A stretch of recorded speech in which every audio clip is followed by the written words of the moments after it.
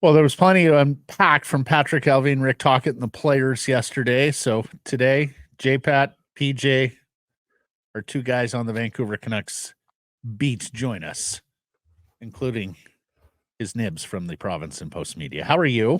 I'm well. Good to I see still you. feel like I'm like kind Hear of just you. recovering from the week, like it's just No, it the was a long week. game, the drain, trying to get yourself. Oh, what are we doing here? What am I doing today? I still have to write more stories. Like, what's going on? No, I'm Right. okay. Gonna sleep well this weekend, Peach. Well, are you looking after my children? Well, they're not getting up in the middle of the night anymore. Come on. No, it's true. No, it's fine. They're good. They're good kids. Hey, Blake can. He's down 2. He needs It's 2 true. more. Yeah, Blake, you want to Exactly. revisit 4 and 6? Yeah, I really miss all of that. Exactly. Yes. He's gonna make him whole. He needs the cohort back. Want to start with, honestly, Peach, I said it at the top of the show. I wasn't sure I could be a bigger Rick Tocchet fan in terms of communication, in terms of honesty. But when he is asked about the lack of shots on goal and the lack of rush chances that his team produced this year, and he goes on an answer talking about he'd be crazy not to look at his system, and that, I mean, he wins the Jack Adams, and it's clear there's that instead of being like, oh, I'm the cock of the walk, like there's already been a whole lot of introspection about the way he has coached this year and what may have to change going forward. Like, honestly, truly one of the most fascinating people in hockey, I think. He is. Yeah. Like, you have this perception of him. What was it? 92, 93, had 45 goals and 200 and something penalty minutes. Like this sort of the power forward of power forwards, right? And he's incredibly introspective and brilliant and thinks about the game endlessly and is aware of how much he doesn't know. He does not deal in certainties, which is so, I mean, that's rare in life, but it's rarer than anything in hockey. And Patrick, there's not a morsel of insecurity there either. No. He's willing to bring others into the conversation. And we just benefit as hockey fans listening to all of this. That was one of the things, certainly in the playoffs, as Edmonton media, or there were at least a couple people from Nashville covering the team. They're kind of like, wow, you guys are really lucky. I mean, mid-season, I remember the Sharks coming in. Randy Hahn just looked at me and goes, you guys are so lucky. And he wasn't even complaining. Like, they had David Quinn, who was actually a pretty good interview, right? But it was just how we have these 15-minute press conferences every day because he was happy to talk. And you'd ask a technical question and he'd give you the technical answer. He was happy. There was no terror of, oh my God, the other team's going to figure out our secrets, because like he knew the shot. Everybody's looking at you all the time. So they've already figured out what you're about to say. So it's not, so there was a lot of that. It was just absolutely. And I mean, I asked him a question sort of about regrets. Like, is there something you wish you'd done differently? And he just wanted to talk about Game 7. The things that were missed, he didn't necessarily get into the lineup necessarily, but what if Mikheyev puts the puck in the net? What if our power play isn't atrocious at the end of the first period? What if we'd scored a goal? How could I have settled the guys differently? Like as you said, Matt, like just absolutely already thinking about what went different. I mean, the other thing, people never see this because he's great. We all kind of stood up and, we did congratulate him for the award and, kind of break the fourth wall a little bit there. But he's happy to chat. I mean, I think as Jeff mentioned, talk to him, he stands there, and he was probably still in the room for another 10 minutes, 5 minutes at least.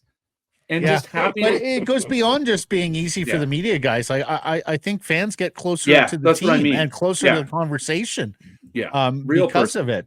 He's a real person, and he's comfortable in his own skin, and he's walked everywhere there is to walk in hockey at this point. Do you think? Did you hear? I didn't hear this answer. Do you think they? And this could be for Allvin or Tocchet. Do you think they concede that very much they were the second best team in the series? Do you think they saw that? Yeah. Yes. Oh yeah. Mm-hmm. Well, like Allvin, I mean, to his credit, I think Allvin's grown as well. I wrote about this. That was my take. I think was to write with management, and he has gotten so much better at this. He actually does. I mean, obviously he has talking points, but he actually does give you answers. He answers them in the way he wants to answer them, but he doesn't shy from the question. Mhm. And his opening statement that he is not happy to be there, and it's because we've lost. I'm like, he hammered that point home, and that was it. And yeah, they were not good enough. He knows it. He taught the answer on Mikheyev was brilliant. Like, that's my fault that he's playing too high in the lineup. Like, we believe in the player, but he was in the wrong role, and that's on me.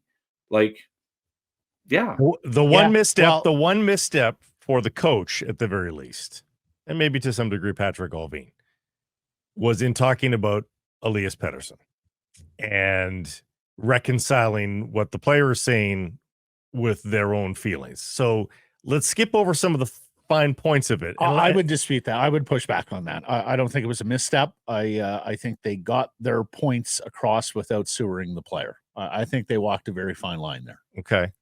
But let me ask you the tough question here, Patrick. If Rick Tocchet had $11.5 million to spend, would he spend it on Elias Pettersson? That's a great question. I don't know. I don't think he would. I don't think he would. I think listen, and that's not to say he doesn't appreciate the player and what the player brings. To be clear, he I don't think is an Elias Pettersson hater. I think he just looks at other things, and God, you guys are setting me up for the quote of the day. That's what it boils down to, though. But it does. It's a great question. It's an absolutely fantastic question, and certainly. Certainly, the injury, as described, I mean, I've never dealt with it. I know people have dealt with it. It stinks. And yet, it is going to affect your skating stride. But what happened to his shot? Like, there's elements of play that were difficult. And there is a bit of a reckoning, I think, at the end of the day that Pettersson's going to have to face. Yeah. Like, who does he want to be? And how does he deal with this stuff? It's a big challenge. This was the toughest, without a doubt, the toughest season of his entire life, let alone his pro career. Mhm. And serious questions were asked of him, and not just by us, but by his team. Like, the team needed him to be more than he was, and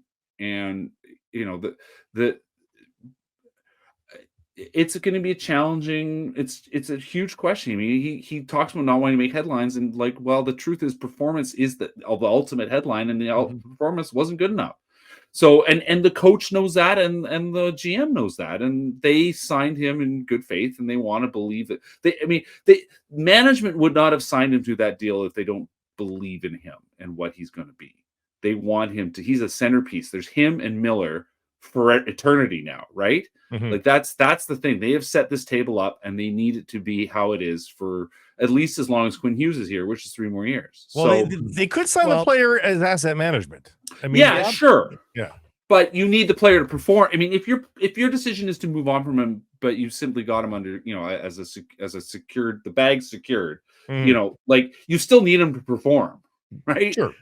So to a certain level, so that he's tradable and all that. Yeah. So that's what I mean. Few things. Lower body does incorporate the shot. Sure. Farhan report said on Jay Onright's show last night he heard of a quad tear as well, which was really curious to me. Why wouldn't Elias have outlined that? Well, and there's part of me that, like, sorry, go ahead. No. Oh, I was just going to say there's part of me that wonders, in listening to Tocchet and Allvin yesterday, that maybe they just have a different definition of injury than Elias Pettersson. Yeah. The quad thing, I mean, I guess Farhan mentioned that to me at some point. And I said, like, I heard midseason there was a groin issue. Mm-hmm. He doesn't want to talk about injury, so he would always dispute that.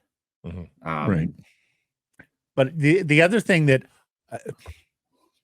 I think it's I think Elias, being as mercurial as he is, aloof, the passive aggressiveness. We talked about that last week, if I'm not mistaken. Wearing a little thin with Canucks fans, particularly when you're not producing in the playoffs. I wonder whether that's wearing a little thin internally as well. Oh, I don't think there's any doubt about that. I think that the mentality is always a challenge, and when the mentality is a little bit woe is me, or at least that's, I think, a bit of what we're seeing is like, I just don't think deal with your shit, man. You know, like that. Well, that's it. Yeah. And that goes back to the question of Blake's original question is, you know, you want someone who's, in the end, you want someone who's grown and come to you the way JT Miller has. Mm-hmm.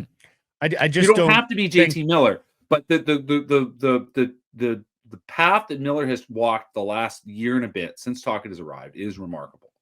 You know, that there's a player who's found trust in a coach, and a coach who's helped him be a better person.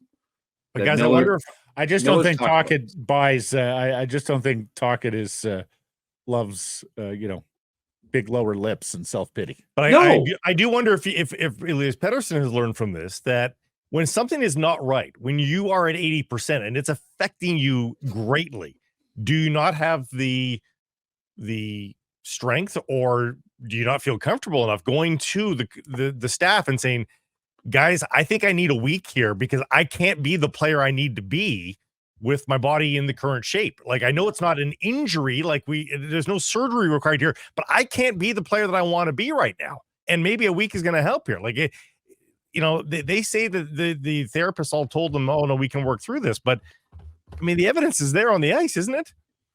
Pride goeth, right? Yeah. Like, I think there's a huge element there, right? You know, just, I'm not weak. A little bit. So I'm not weak. I'm not soft, right? Like, it is oddly enough exactly what you want from a hockey player. But if you can't, it gets to folly. It gets to your own detriment by doing it. Sometimes. It's a difficult line to walk. Like, the player wants to play. You've got to give him the best advice he can, especially when it comes to things you can, quote, play through. That's right. Right. Yeah. Like, there's a gray area there when it's not a quote unquote injury. And again, this goes to the definition of injury, but if you've got something nagging that is severely impacting, I guess you're injured. I think there's a lot of, I think there's, like, let's be clear. There's a lot of sympathy here. Like, the coach cares about his player. That is the thing that stands out about Tocchet. He cares about all these guys, right? He wants them to be their best selves. He wants to help them be that guy. Like, as I was saying, we have these chats as we're stepping off, and we're talking about. He was actually asking us if he has to go to the NHL awards because he's already won his award. Like, what actually gets handed out, and then he pointed out, live in the town where that was the joke, and like, this is so. And he points out, like, it's not just the North. Like, we're like, wait, the Lady Bang actually gets handed out. Like, Petey's got to be there, and he's like, listen, I feel bad for the guy because he wants to go back to Sweden, and now he's got to come all the way. Yeah. Can you just host everybody at your house? And he basically, he just started laughing. Hey, he's like, you know what? That's a great idea. For anyone who knows Vegas, traffic on the Strip is a bitch. If he doesn't want to have to drive down from Summerlin or whatever suburb that he lives in, that's it. I hear you. I'm with you, Coach. Poolside. Petey wants to sit poolside. He likes Palm Springs. Like, come on. I want to get back to Allvin for a second, because to me it was clear that he really liked three centermen. And when he talked about the structure of the team, I think he's, having the debate right now. Do we want to be strong 1, 2, 3 down the middle, or is that going to unduly hamper our ability to add the top six winger that I think is obvious he needs, right? Probably the biggest glaring need. That was the number one with a bullet thing. I asked him and he said that's what we needed, a top six winger. But later in the presser, he goes on and talks about how the goaltending in the back end were worthy of a cup, how the play down the middle was really strong. That's something we have to discuss to see how the formula works. And then he adds also, what type of hockey are we going to see next year? And he goes on to suggest that they might have to build a team to counter their divisional foes, and namely the team that just beat them, the Edmonton Oilers, which to me is a really sophisticated view of team building. You see this all the time in the NFL, where NFL Yes. teams go, well, we got to get through these 3 teams to win our division, go to the Yep. playoffs. So how do we construct a team that's, can stop that quarterback or is better against that great defense? It sounded like to me that a lot of this summer might be, how do we construct a roster with the available cap space we have that best gets us over the Edmonton hurdle next year? Well, I mean, that goes back to what we were talking about earlier, Tochet's answer. Him talking about needing to be better on the rush. Like he said, he basically said it. He knows they need to be better on the rush. There are things that they did not do that we all talked about that he is very aware of. And so is the general manager. And, the football comparison is great because, it is there's an overall philosophy, I think, in this organization of looking afield, looking around, seeing what else is there. Talk it in the fall. Talk to us in one of these post-scrum chats. I think Jeff's referenced this one before, but talk to us about essentially building the playbook and said, look, in the NFL, they get that huge book and they don't start at the back. They start at the beginning, and the stuff at the back is basic from, you have to build it up. And that's why they spend so much time. Obviously, they have way more practice time than we do. But he was basically suggesting that where they were at in their defensive system in the early days of the season was not going to be where he hoped they would be by the end of the season. And there was a lot more stuff happening, but you had to, in many ways, just get the reps in. And so thinking in those terms is already in the organization. There's absolutely no doubt about that. And yeah, Allvin looking at the strike. I mean, he clearly would like to keep Elias Lindholm. Like there's a way, right? And, I do wonder, like not just the interaction with us, but Filip Hronek's future, just how, like, does he really fit? Can you, obviously was a great partner for Quinn Hughes, but like there are other defensemen in the NHL. Like, can you find a way to do that in a different way? If you want to keep, is there any way to keep Zadorov? Like the way Zadorov played was as good as advertised, but what's the price, And so is there a way to find him? Now you're back to the money ball. How do you rebuild this all in the aggregate, right? Like that's the way you have to go. First half, Hronek was worth his weight in gold. Like one of the primary reasons why this team turned it around. And then he got injured and he doesn't want to talk about it. Yeah, no, that's not one I relish. But also maybe you just talked about the system getting more progressive too. Is that part of the reason why Hronek's production went down? Does he not fit into the system as well as it got more complicated and got more nuanced? I mean, if you read between the lines at times, like there were Tocchet would talk about, there were a couple games I remember where he talked about basically, people hammering the puck on passes. And I just was absolutely certain he was talking about Filip Hronek. Like, yes, he was. Yeah, right. So there's just elements in the game. Obviously, you don't knock someone for not being perfect, right? It's the old Matt and I know this well. Don't make, when you're writing a story, don't make perfect the enemy of good. Sometimes you just have to file the story. Right. But when you're trying to build a hockey team, and you have a few months to think about this. Yeah. Like you have it's a great line, Patrick. It's also, particularly on Hronek's side of things. Okay, if not him, then whom? Yeah. You're on the market for the scarcest commodity out there. The all situations top pair right shot defenseman, which brings me to our poll question. Would you trade him for a top 6 winger? I guess Elliot has floated Martin Necas in Carolina for Filip Hronek. What do you make of that? Martin Necas is a heck of a player. Yeah, if that's a deal you can make, that whether it was a direct trade or just taking the Hronek space and applying it somewhere else. That's right. Yeah. To me, that's always been the most obvious. But you need that plan. You also need that plan. Yeah. So I was saying on yesterday's show, if you trade Hronek, trade him at the end of July when you've secured the fill-in right shot defenseman. Yeah, via free agency or trade him for a different right shot. You probably have to trade him for an older guy. You'd probably have to trade him for a 28, 29-year-old guy. Yeah, perhaps. Lastly, for me, it doesn't sound like he's willing to buy out Ilya Mikheyev. That was a pretty staunch defense of the player and put the onus on me. But of course, they weren't talking about buying out OEL at this time No, last year. That's either. right. That's You right. took the words out of my mouth, right? Like that was clearly something they were talking about, but they weren't. He knows how to play his. Allvin knows how to play his cards, right? Like he will say, "Oh no, this player still has value. This player scored 1 goal in 61 games, 62. I lost track in the end. Who couldn't put So did he. Touche. Yeah. We'll see. I still think there's a useful enough player, but the hands were always a problem. The hands are now turning into a Louis Eriksson problem. He can at least, his skating was vastly improved in the second half of the season. It's just a lot of money to pay a guy that doesn't score. That's the biggest problem. Yeah. Sorry, I lied. I had one more question. Oh, I'm always excited. Are you a disappointed ticket holder for the Caps in Inter Miami? Where are you going? No.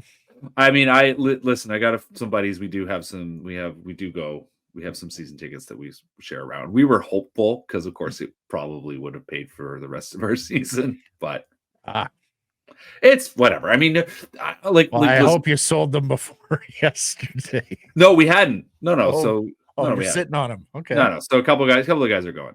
No, in the end, I thought Martinengo's take was right. Like, listen, this is going to happen, but to have it happen 2 days, there's a lot. I don't know how you fix it, but you got to be more realistic on things like this. And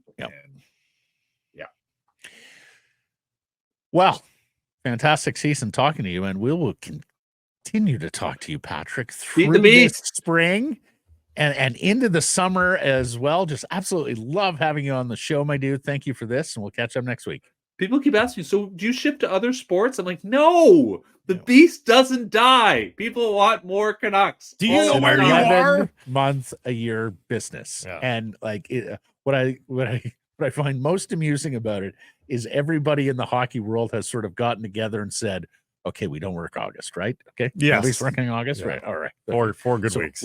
Four good weeks. Anyway, I'll end up on the Lions. So everyone knows I'll end up on at least one day at the Lions, and I'll probably do a couple days of the Whitecaps, and I can weigh in on the next. 2 years ago, I was literally there for Nathan Rourke's return to standing on the sidelines with his walking boots. So I got to write that story. So, wow, there you go. And of course, we'll see you at Nat Bailey because we know absolutely how much you love Nat Bailey. Yeah, boys. As big a smile as he has on this show, you should see him at Nat Bailey when he's got a cold beer in his hand. Yeah, thank you. Take care, guys. Hey, everybody! If you're enjoying what you're seeing here, then follow along with Sekeres and Price on YouTube. I promise more content coming. The kids call it subscribe on YouTube. Well, how about liking it? Do that as well. Smash it right now.